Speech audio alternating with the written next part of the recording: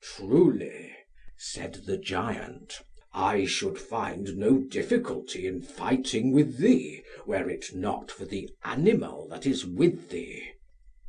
Upon that Owain took the lion back to the Castle, and shut the gate upon him. And then he returned to fight the giant as before.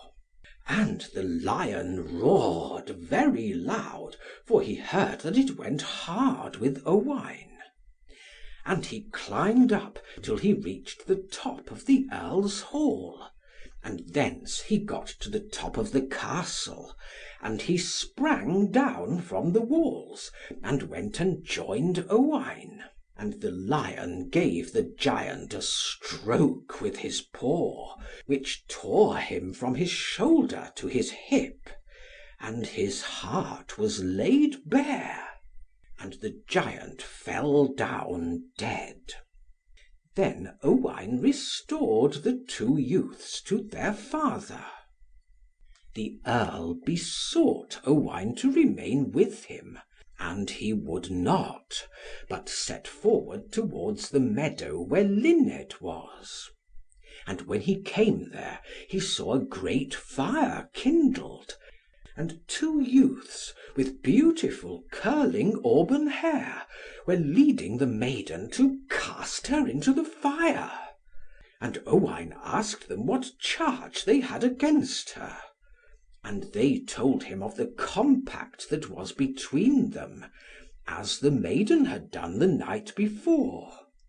"And," said they, "Owain has failed her, therefore we are taking her to be burnt."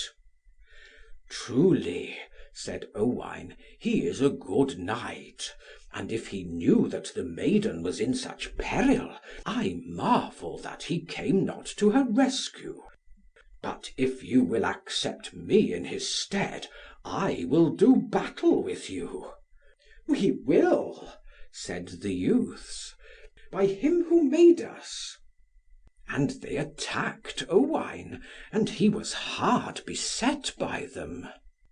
And with that the lion came to Owain's assistance, and they two got the better of the young men. And they said to him, "Chieftain, it was not agreed that we should fight, save with thyself alone, and it is harder for us to contend with yonder animal than with thee." And Owain put the lion in the place where the maiden had been imprisoned, and blocked up the door with stones.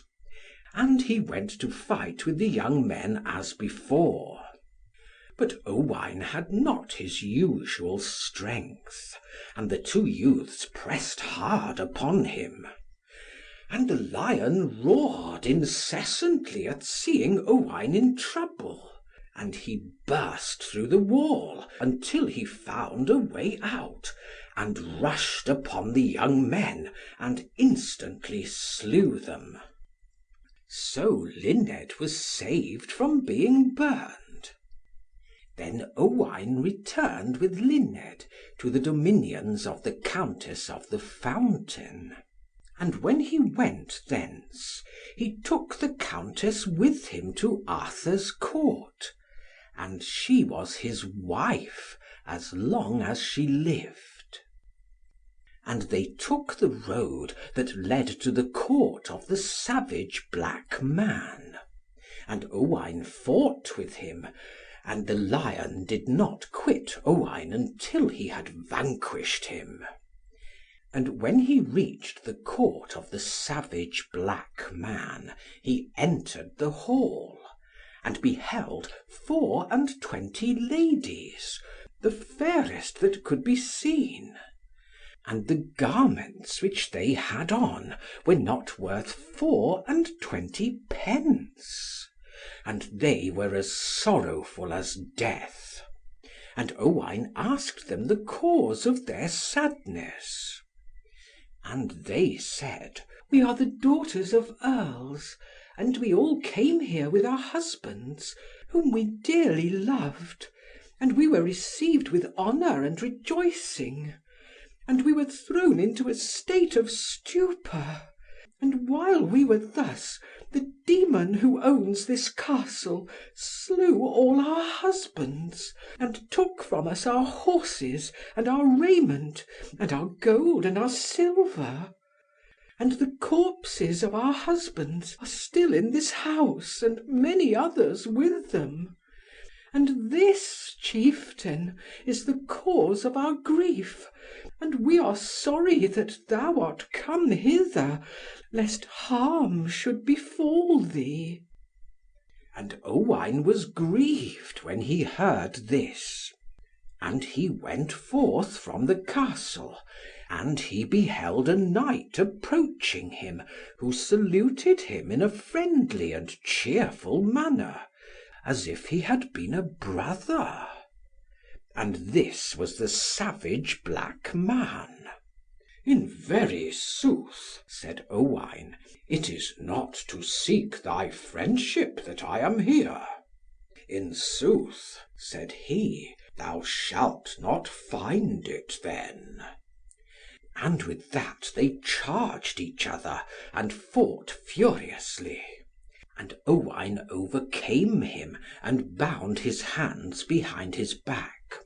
Then the black savage besought Owain to spare his life, and spoke thus: "My lord Owain," said he, "it was foretold that thou shouldst come hither, and vanquish me, and thou hast done so. I was a robber here, and my house was a house of spoil. But grant me my life, and I will become the keeper of an hospice, and I will maintain this house as an hospice, for weak and for strong, as long as I live, for the good of thy soul." And Owain accepted the proposal of him, and remained there that night. And the next day he took the 24 ladies, and their horses, and their raiment, and what they possessed of goods and jewels, and proceeded with them to Arthur's court. And if Arthur was rejoiced when he saw him, after he had lost him the first time, his joy was now much greater. And of those ladies, such as wished to remain in Arthur's court, remained there, and such as wished to depart, departed.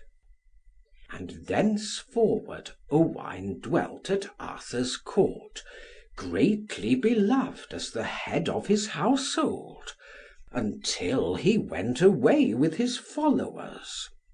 And those were the army of 300 ravens, which Kenverchyn had left him.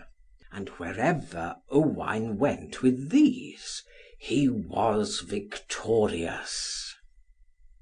And this is the tale of the Lady of the Fountain. End of section 4. Recording by Martin Geeson in Haslemere, Surrey.